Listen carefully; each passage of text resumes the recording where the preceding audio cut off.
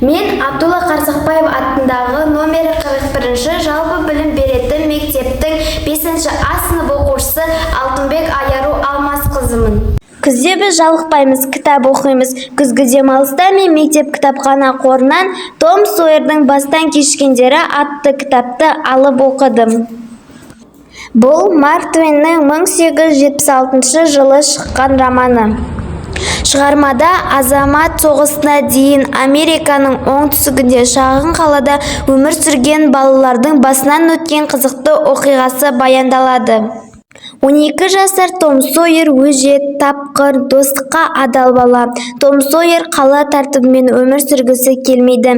Еркін өмірді аңсап, үйден қашып, үңгірде тұрады. Ерлік істегісі келеді. Сол жолда кісі өліміне куә болып, қылмыскерді әшкерелейді.